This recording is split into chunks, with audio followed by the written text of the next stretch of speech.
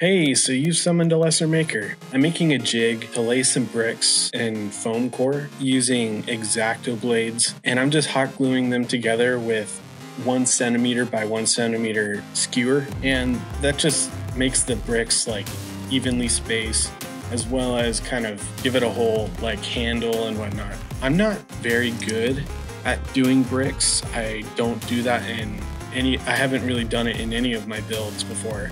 So this is just to kind of make it look a little more even and make it a little easier for myself. Overall, this did take the longest out of building anything else on this building. The bricklaying just takes so much time. If you're intimidated by this, like I am still, don't feel bad, because this is a lot of work. I think it took me an hour to just do this first floor. It makes it super wobbly, reinforced it with like coffee stir sticks in the door frame as well as on the back after everything is said and done. I also added a part on my jig to like make the bricks evenly spaced and like common widths, that other end of the jig, and it's like even still, it just takes forever to do.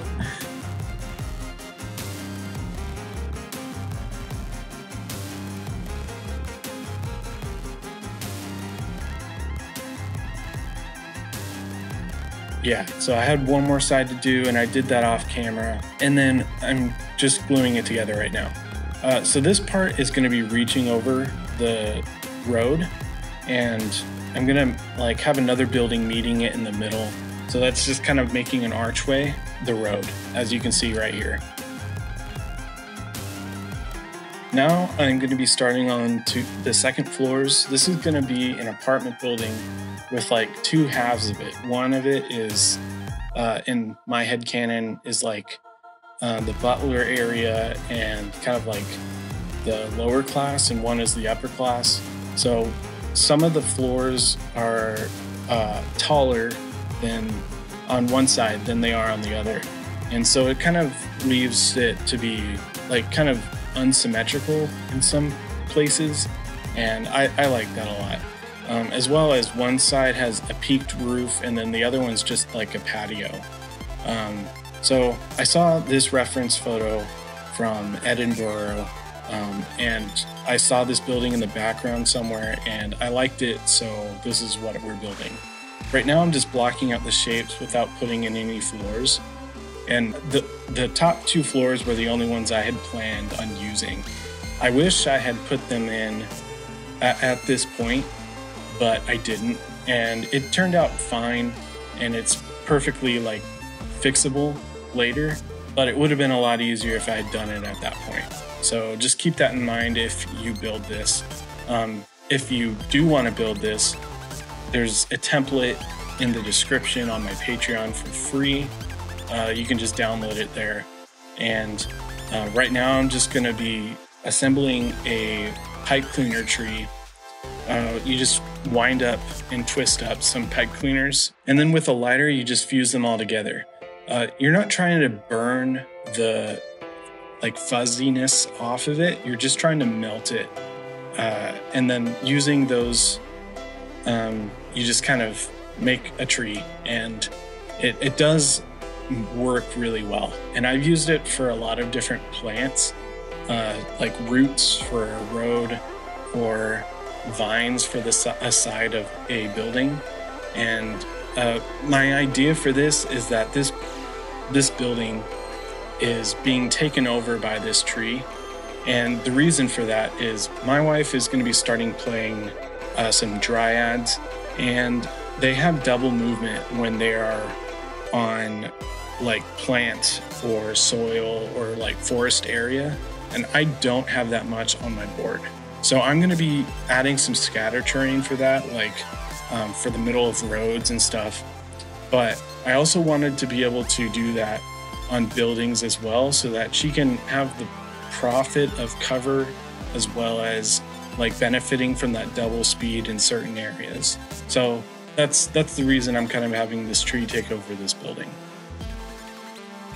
Anyway, so I'm just doing some detailing steps with coffee stir sticks, and then I put in the roof with just some plastic packaging, and I didn't even like put two halves on there. This is just like a corner that was cut out of it. So that was really cool. And the windows are all scratch built with granny grating. And I have other videos where I do that if you want to see that. So yeah, so coffee stir sticks are a really good detailer. I've also used chipboard that's cut down to 0.125 inches, and that works really good as well.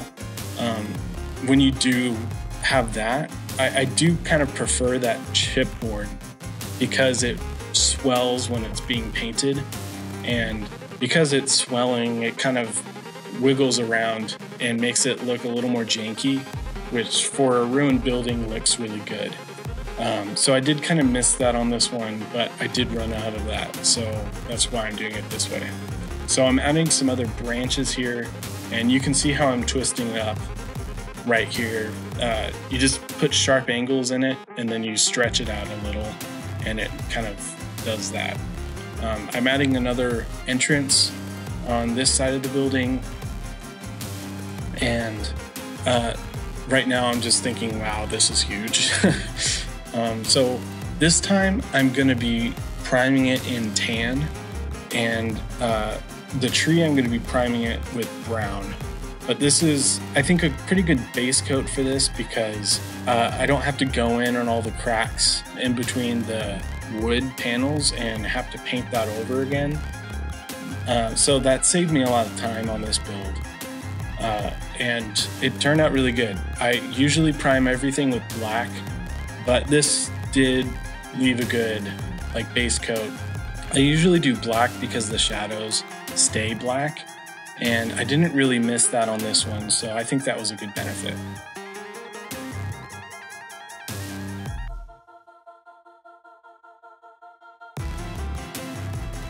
Anyway, right now I'm just doing a base coat of tan for the brick, and that will just kind of, I'm making it into all the cracks and stuff, and then I'm going over with an overbrush of red and brown mixed together, and that just makes sure that the tan stays in the grout area and then the red stays on the outside.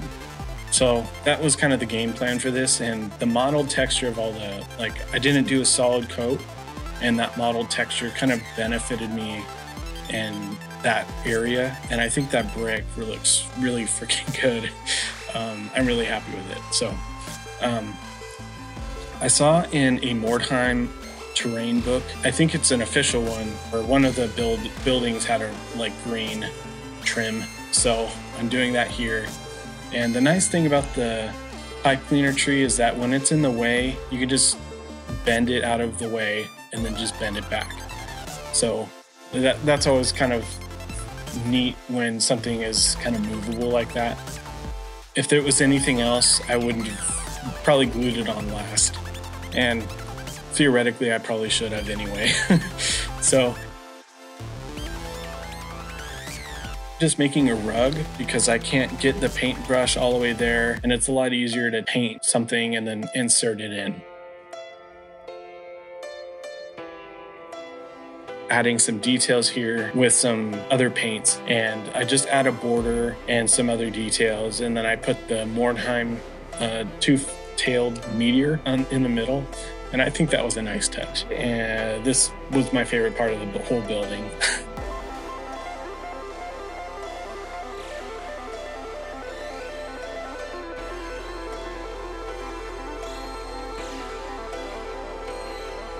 Now we're gonna take down the board and see how it looks, and it's gigantic.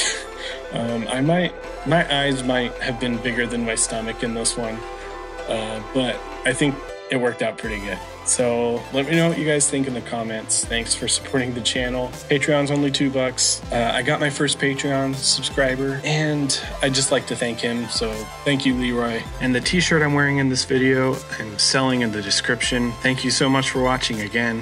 Have a good one.